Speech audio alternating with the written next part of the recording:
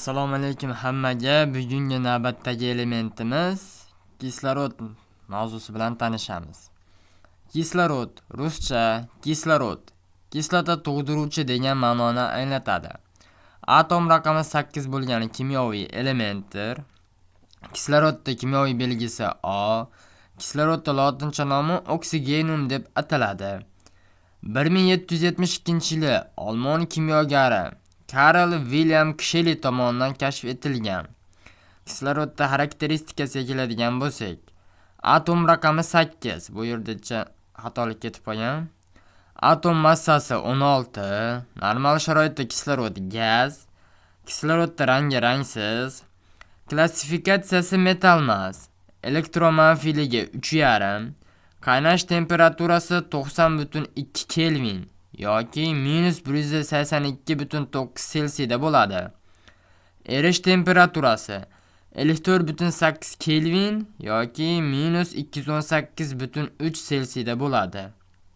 Zichligiga keladigan bo'lsak, 0,00169 gram taqsim santimetr kubni tashkil etadi. Karl William Kshelida surati 1742-yilda tug'ilib, 1786-yilda vafot etgan ekan. Kislorodda kristal panjarasi mana shunday tuzilgan bo'ladi.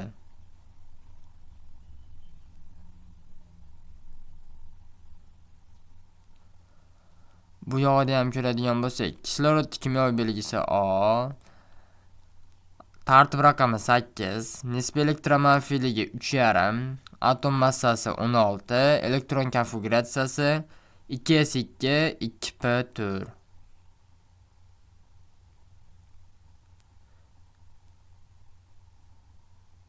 Endi tasviriga keladigan bo'lsak, rangsiz kislorod suyultirilganda havo rangli tusga kiradi deb atalgan.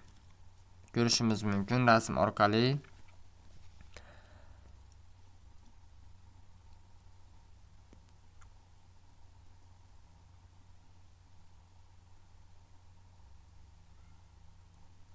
Atom tuzilishiga o'tamiz endi. Kislorodda 8 ta proton bor, 8 ta neytron va 8 ta elektron bor.